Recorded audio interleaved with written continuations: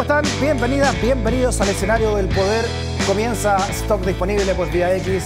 Son conversaciones necesarias en este Chile que se escribe día a día. Desde todos los ángulos del pensamiento se abre el living ciudadano para la reflexión nacional, incluso desde la cultura pop. Porque usted no sabe lo que está viendo y nosotros tampoco.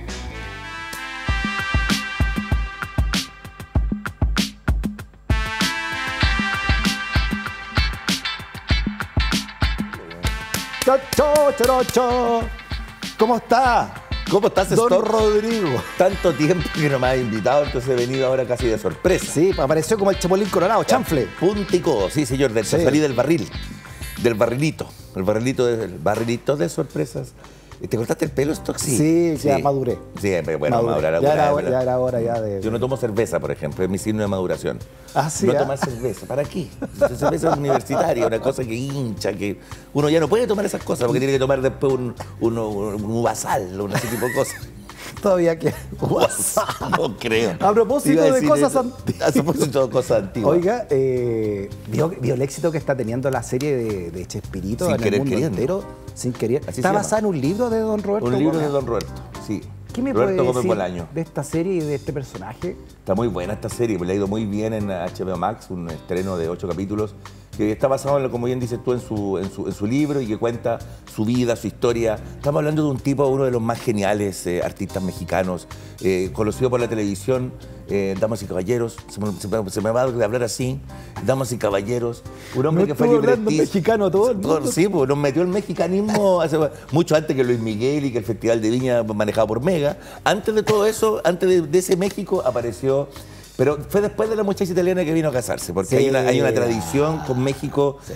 tenemos una tradición cultural, televisiva, artística, pop, Pedro con los mexicanos. Infante, Jorge Negrete. Fíjate el dato, el año 46 vino Jorge Negrete a Chile mira. con estruendo, y Sí. nosotros le mandamos para allá a Lucho Gatica, como en el intercambio cultural, después nos mandaron a Café Tacuba, nosotros le mandamos a los tres, por así decirte, que es un Claro, cambio y, así. Y Los Ángeles Negros antes, ¿ah? Y Ángeles Negros Sí, lo mandamos a los dejó toda la bunkers. escuela. Entre Dejó los Ángeles Negros y los bunkers, Mon Laferte, ¿cachai? Y nosotros vimos... Y La Ley. La ley también, por Sí, supuesto. pero que harto sí. en México la ley, Sí, hasta el día de hoy. Y nosotros vimos, por ejemplo, bien el apunte que tengo acá, los hombres no lloran, ¿cómo se llama? Los ricos también lloran. ¿Cómo olvidar a Angélica María en una teleserie ¿Cómo esa? famosísima? No sé exactamente qué pasó. Mi Pero mamá la veía, pasó, ¿sabes? sí, 3 de la tarde, horario Ay, de teleserie sí, mexicana. claro. Esta teleserie Que se mexicana... bajaba como de un avión. Sí, claro. La Angélica porque María. iba a casarse. La señora. Por eso. Sí, de alguna manera. Y me venía de imagino. Italia. Sí. En Ali, Italia. La cosa es que uno a las 3 de la tarde veía esta comedia mexicana que eran todas iguales, de cartón piedra, detrás de escenografía, con ese teléfono que decía, bueno, ese teléfono, el mega teléfono ese grande, Claro. que así como dorado. Así Había como... que tener brazos para esa cuestión. Había que tener brazos a veces. Y las comedias, o sea, los comediantes, los actores y actrices mexicanas que uno veía, era como no se veía México, porque aquí era todo dentro de un ambiente de cartón piedra. Tú podías ver esa teleserie hoy día y sería exactamente lo mismo. Y en esa tradición entre medio, Televisa nos hace pasar así como a través de TVN, esa TVN media oscura de esos años grises de los 70, nos hace pasar el Chapulín Colorado, tipo 5, 6, hay varias versiones del horario.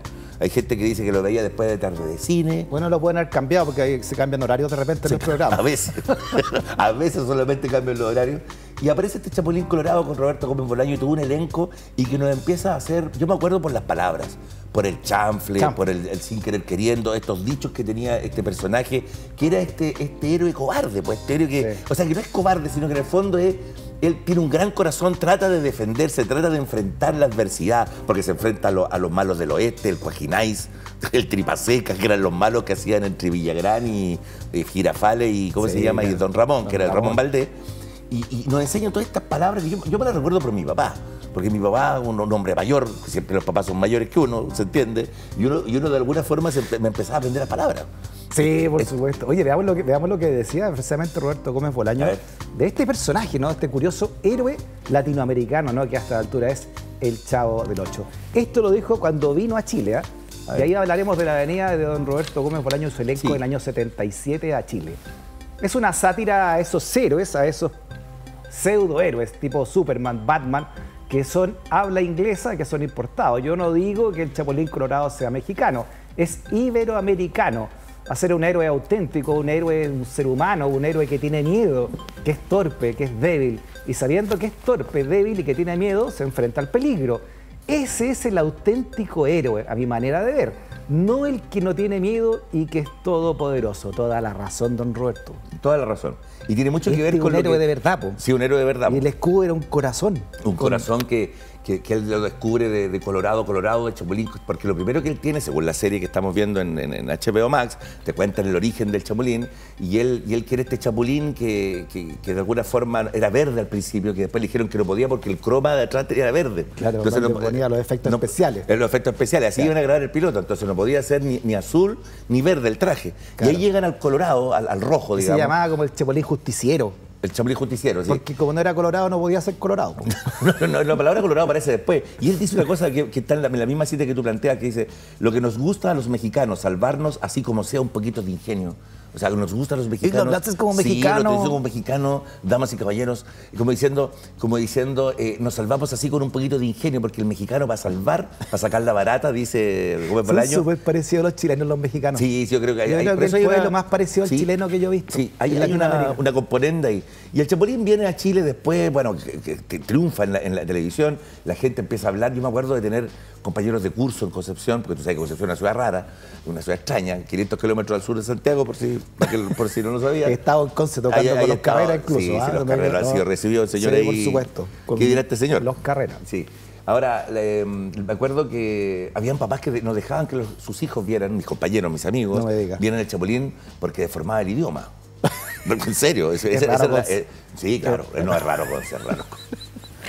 Es muy extraño Conce. Deformaba el idioma. Y sin embargo, en Conce va el Chapulín Colorado cuando llega a Chile. O sea, en Concepción estarían hablando latín entonces, porque el castellano, claro, por supuesto. Yo conozco algunos que lo pueden mencionar. Si se hubiese deformado en latín, no habría castellano. Hay un connotado penquista que hablan latín por los pasillos. Tengo más de algunos. Oye, pero sabéis que viene, y curiosamente va a Concepción cuando viene a Chile. Espérense, hagamos el Chapulín nace en el año 70, pero como un segmento dentro de otro programa de Roberto Gómez Bolaño. Sí, se llamaba Chespirito. Y los Caballeros de la Mesa Cuadrada. Ajá. Y el 73 nace como un programa propio en México. Sí, y ya Chespirito ya tenía como 44 años ya. Sí. Y se veía más joven. Sí, nació el 29. Y el 75 llega a Chile el Chapulín y el Chavo, porque el Chavo nació meses después ya del 73 también, ¿no? En México. Está Chespirito como el programa matriz central que tú mencionaste, donde aparecen estos personajes, aparece el doctor Chapatín, aparece Girafales como, no como el señor Girafales, pero muy parecido con Rubén Aguirre, el actor, de 2 metros, el profesor Longaniza, para que usted se ubique. Y después... Ahí están los supergenios de la Mesa Cuadrada. Ahí están. Este era un programa digámoslo como los conocemos, está la Chilindrina, está el Chavo que es doctor Chapatín, está don Ramón que ya estaba como personaje y ahí está, como te dice, el señor Girafales a la derecha. Don Ramón siempre fue don Ramón, da la impresión. Ramón Valdés, que era un comediante, un tipo medio desordenado, medio cascarrabias, medio outsider, y que sin embargo era muy amigo de Chespirito. En la serie sale muy bien representado. Un amigo chileno que ha estado mucho en México me decía que lo que habla don Ramón en la serie que estamos viendo en HBO es muy de un slang mexicano. Es como, es como una postal de los mexicanos, de un tipo de mexicano. No es que los mexicanos hablen así. El hijo hace de don Ramón. Es el hijo, el actor de... Por eso se parece tanto, ¿no? Se parece muchísimo, con su patilla y qué sé yo. Es un gran personaje, don Ramón, porque es este hombre que no le resulta nada, que es pobre, que le cobran la renta, que no tiene cómo pagar y que tiene que criar solo a su hija dentro de las montón de disfuncionalidades que tiene el chavo. Murió joven don Ramón. Murió joven. El Eval de Caxa. El Eval de Caxa tuvo con Raúl Mata, se terció con Raúl Mata en Vamos a Ver. Ahí estamos. Sí. Ay, don Ramón. Sí. Yo tenía una polera con la cara de don Ramón. Existe, estuvo de moda, ¿te acordás? Ya existe. Sí, se puso de moda. Mira, hace un canal años. cuando joven, Miren, don Ramón. Ahora, en la serie plantean que ese programa Chespirito, el de las mesas cuadradas, a él no le gustaba a redonda cuadrada, porque los Monty Python tienen la cuadrada o la redonda, no sé. Pero la cosa es que esta mesa cuadrada no le gustaba a Chespirito lo que hacía ahí porque trataba de imitar el humor adulto de los mexicanos o tenía que reírse de un tipo de mexicano. Que el pobre, que el médico, que el profesor, ¿te fijas? Y el doctor medio subido de tono, medio verde, que era el doctor Chapatín, partió como un personaje, un viejo que le gustaba a las chicas y perseguía a las chicas, que es como un Mino Valdés, ponte tú una cosa así. Claro, como un Benny Hill. Como un Benny Hill, exactamente. Y de pronto a él no le gustaba eso. Por eso él empieza a conectar con sus hijos, porque él empieza a abandonar su familia en la medida en que el trabajo se lo va consumiendo. Es que dejó de ser de la familia. Eso es lo lindo de la serie, que dice, ¿cómo? Porque tenía 6 hijos, no tenía idea que tenía 6 hijos. Señor. Y esto lo llevan 2 hijos de él hacen esta serie. Era un chapulín. Y él empieza, su hijo ya empiezan a hacer millones de hijos, que somos nosotros mismos. Cuando éramos cabros chicos habíamos estado un tiempo, ¿no? Sí. ¿Qué sintió usted, por ejemplo, cuando ese año 88 supo que a los 63 años había muerto don Ramón? ¿Qué sintió usted? Cuando murió, una pena enorme porque se Tremenda, te murió un tío. Claro. Es como el tío del vecino de la esquina, ¿cachai? Que además uno solidarizaba. Nosotros éramos niños, deberíamos haber solidarizado con el Kiko, con el Chavo. Pero don Ramón, a mí por lo menos me llamaba mucho la atención su risa, ponte tú, esa risa contagiosa. O los dichos como le voy al Necaxa, ¿cachai? O esto de ser siempre pillado en sorpresa, como se puede decir. Bueno. Porque eso del ingenio de Chespirito, que dice que el Chapulín es un superhéroe listo, que trata de salvar con un poco de ingenio una situación donde no tiene nada que hacer, donde tiene todo por perder. El año 75 comienza a darse en Chile, como pasó en todos los países iberoamericanos, éxito total, fenómeno. Nosotros, ya tenía 350 millones. Del Chapulín Colorado, cuando chico, ¿no? Y el 70... no sé si usted se disfrazó. Esto confiese. Transparentemos, ¿se disfrazó alguna vez usted? Me lo hubiese hecho si hubiese tenido el disfraz. Sí. Yo me acuerdo de haberme puesto con unos perros de colgar ropa, las antenitas de vinil, con perros de ropa, ¿cachai? Los perros de madera. Sí, no sé, ya, los perros. Con eso hacer y con un pompón de algodón en la punta acá arriba de las antenitas de vinil, pues si era parte del uniforme. Ahora lo que era más fácil hacer los cachetes del Kiko. Y andaban todos los cabros chicos haciendo los cachetes. Tenía esa habilidad de poder hacer el Kiko. Y eso también le transforma a Kiko su concepción del éxito y el tema de la gobernanza sobre quién es el autor de los personajes y de los chistes. La Avenida Chile, entonces, según también cuenta esta serie, que me imagino que usted también ya la está viendo o lo ha visto, es clave en la historia y el desenlace que va a tener la corta vida del elenco original del Chavo del Ocho. Exacto. Cuando llegan aquí en Land Chile, aquí a lo que era el antiguo aeropuerto Pudahuel, aquí ya venía este elenco, ya venían enojados entre ellos, ¿no? Sí, ya había Chespirito ya se estaba como enamorando de doña Florinda y eso. Abandonando y doña Florinda era la pareja del director del programa segoviano, ya era un sí. Y Kiko ya quería luces propias. Estaban peleados entre ellos. En fin. Lo dejan re mal en la serie al Kiko, a Carlos Villagrán, tiene otro nombre, evidentemente. En la serie que les cambian los nombres. Claro. En la serie tiene cambiados los nombres de los personajes secundarios del elenco, justo para evitarse. Algunos, para evitarse problemas. Se llama distinto. Sí, claro. Y también el Enrique Segoviano se llama de otra manera, en fin. Y Kiko también se llama de otra forma. Y Televisa no se llama Televisa, y Azcárraga se llama. Exacto. ¿Y a qué me puede decir de estas fotografías cuando vino a Chile? ¿Usted qué recuerda? Porque usted fue protagonista de esta historia. No, señor. Esto es en Pudahuel, cuando todavía el aeropuerto tenía esos mesiánicos buses que te paseaban por la losa antes de llegar a puerto, digamos. Y este elenco llega como los Beatles en Norteamérica, los Beatles en los años 60. Gigante para ver los aviones. ¿Había una terraza gigante en Pudahuel? Una terraza gigante. Y uno veía para despedir a los aviones, sí, una cosa así, mano alzada.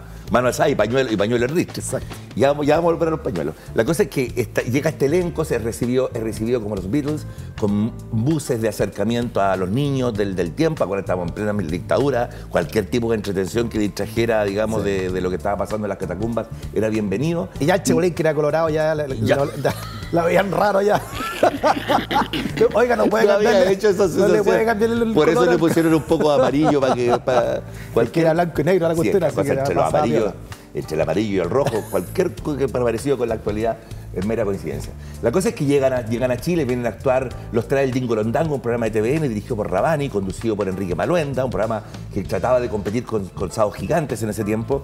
Y los tipos no traían un guión claro, no sabían lo que iban a hacer muy bien como elenco, porque estaban acostumbrados al libreto para 23 minutos que duraba cada capítulo. Mira, ahí está el Dingo Londango, mira. Ahí está el Dingo Londango, que era un programa bien estrambótico, entre paréntesis, que hacían los paparazzi, que eran Pedrero, Alarcón y Rabani, y conducía Enrique Maluenda, y Rabani les ayuda a hacer el guión. El germen del Chapulín con Ja.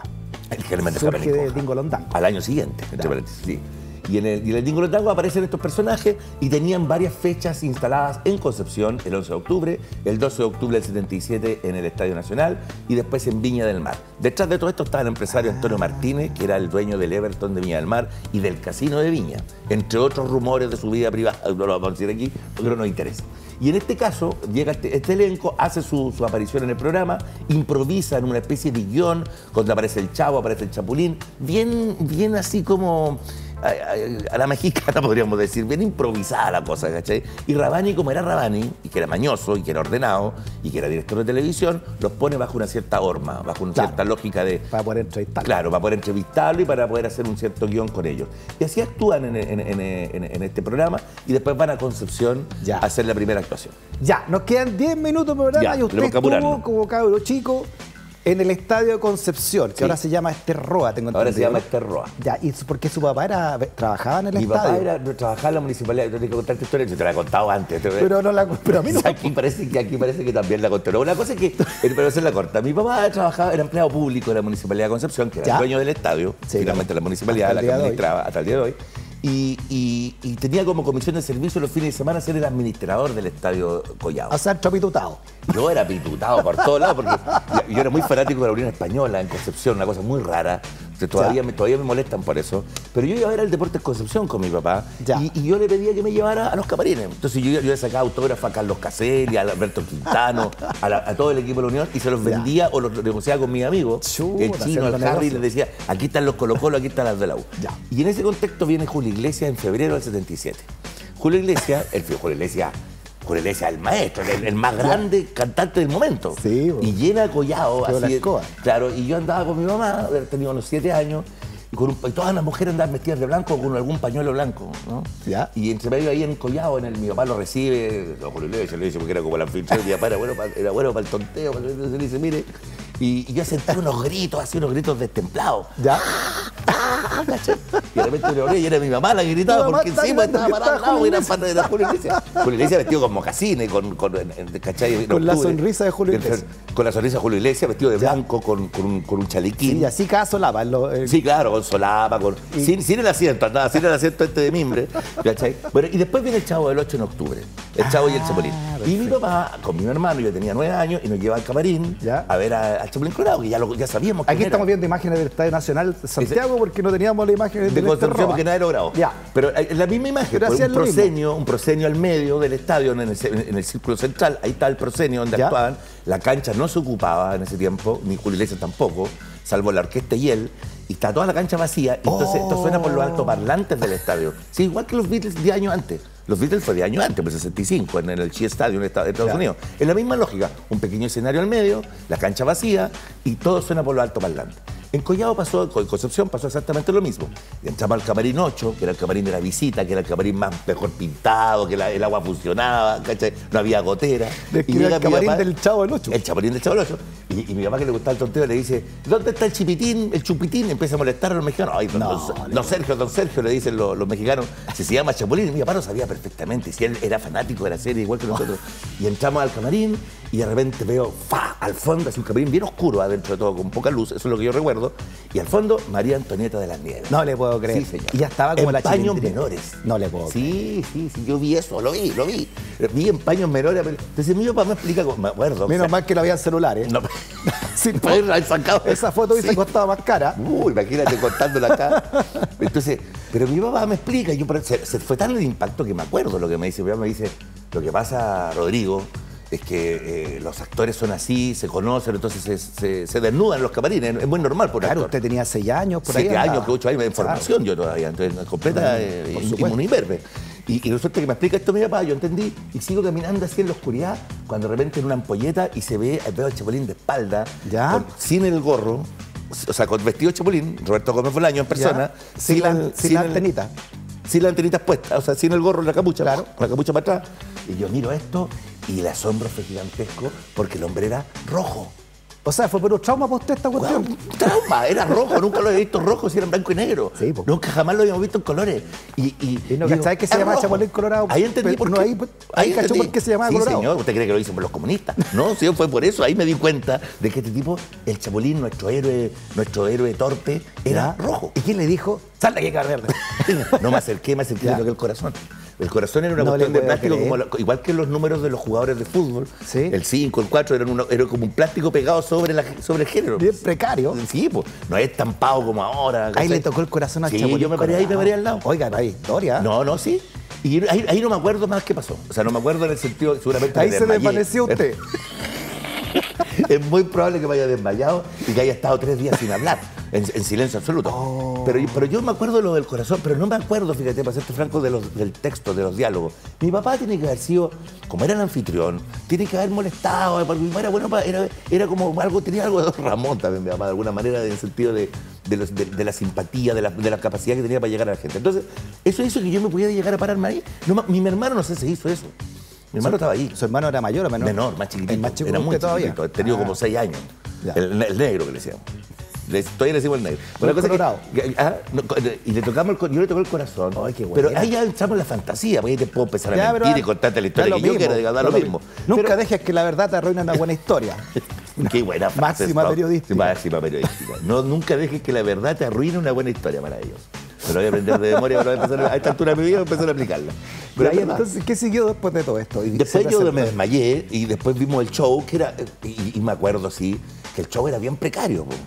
No se escuchaba bien, no se veía nada, porque está ahí al medio del proscenio, que y el sonido era muy raro. Me acuerdo que Julio Iglesias salió en un auto aparte, al lado del escenario, le pusieron un auto como Elvis has left the building. Cuando Elvis se iba del escenario, una cosa así. Perdón, mi profesora de inglés siempre presente. Y lo del Chavo yo no recuerdo, pero me acuerdo sí haber visto el espectáculo y lo tengo que haber visto sentado en la tribuna oficial del estadio, que mi papá me tiene que haber sentado ahí, apárrate ahí, no te pongo ir más, porque él tenía que trabajar dentro de toda esta situación. Claro, tenía que administrar lo que administraba. Y eso fue, y ahí actuó él, y hay muy pocas crónicas. Ahora busqué un poco anoche para venir acá, si habían de Concepción, y es muy poco.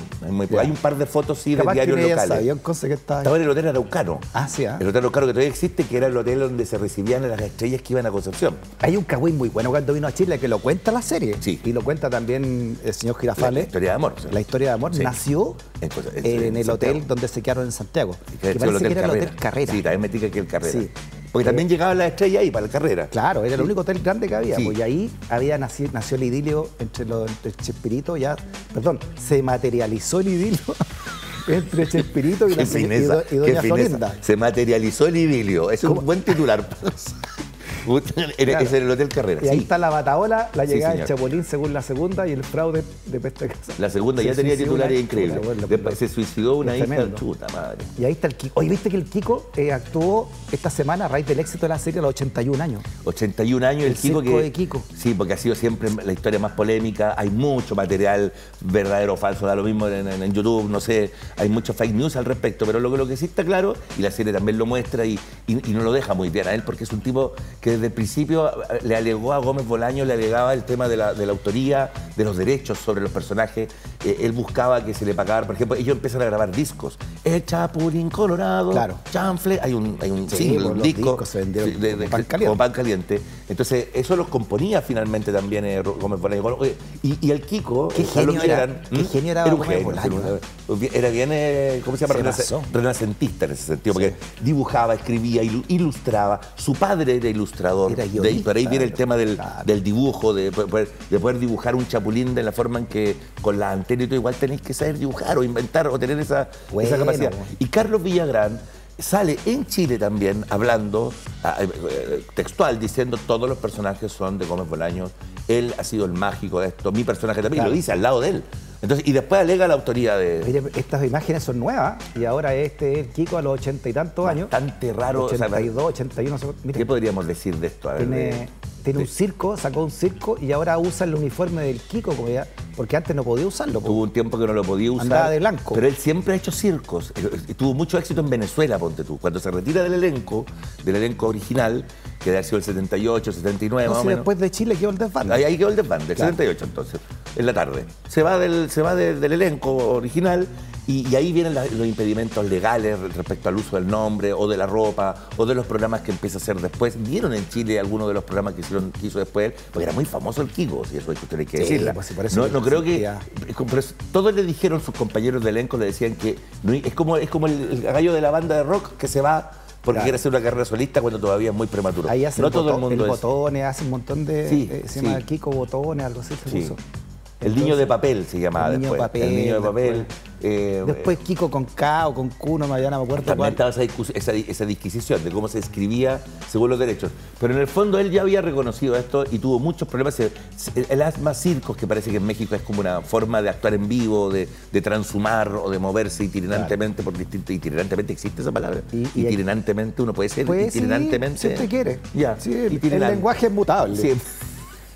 Pregúntele a... Aquí está de rojo. Y esto es cuando vuelve a México después que fracasa. Sí. Y se pone como hay que... Nunca se reconcilia con Gómez Bolaño y tampoco con el elenco, porque después también tú podías encontrar en YouTube varias declaraciones del profesor Girafale o de Edgar Vivar, que es ñoño, y el señor Barriga, que hablan sobre su compañero de pega finalmente. Él se quiso ir, claro. Todos defienden a Gómez Bolaño, son muchos años, hasta la Chilindrina fue y volvió una vez también.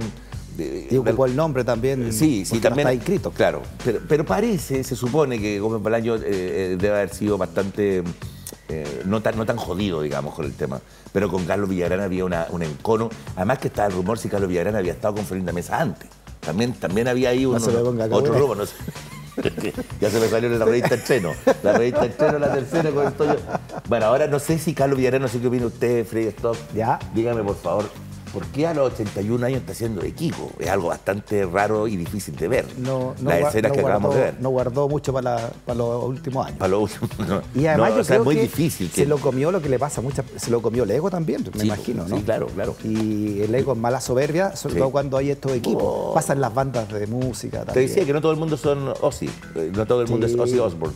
Pero de alguna manera, en el sentido de que puedes retirarte de la banda o ser echado por la banda y después volver como un héroe, que le pasó a Ozzy Osbourne con Black Sabbath. Pero no todo el mundo tiene esa posibilidad. Claro. Y él podría, pienso yo, uno siempre tiene la cosa romántica del grupo estelar, porque efectivamente el Chavo del Ocho, después se muere Ramón Valdés, años después, se va de la banda, se va del grupo del Chavo y de Chespiritolandia, se va Rubén Valdés, después se muere, ¿cómo se llama? Don Ramón, ya empieza una decadencia en el tipo de humor también. Sí, después incluso Chespirito le saca las risas después. Sí, empezaron bien. Sí, si no eran tan jóvenes, o sea, no empezaron los 47 años. 47 años. Como le digo, el año 70...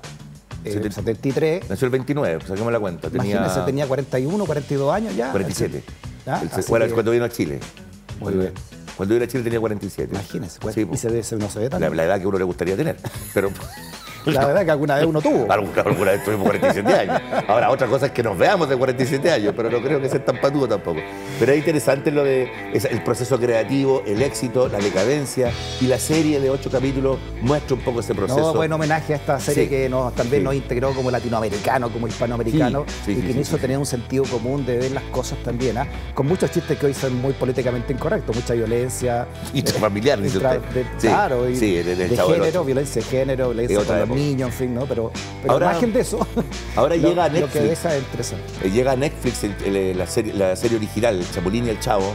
Netflix muy atento siempre a los cambios de la industria, esperó el triunfo de la serie y compró o arrendó, porque arriendan por una temporada, así que en Netflix próximamente empieza a exhibirse el Chavo y que lo da TVN también la mañana del sábado. Creo. Don Rodrigo, grandes reflexiones nos deja nuevamente desde la cultura popular, porque usted no sabe lo que está viendo. Y nosotros tampoco. Hasta la próxima, don Rodrigo. Nos vemos. Saludos a Conce. Muchas gracias.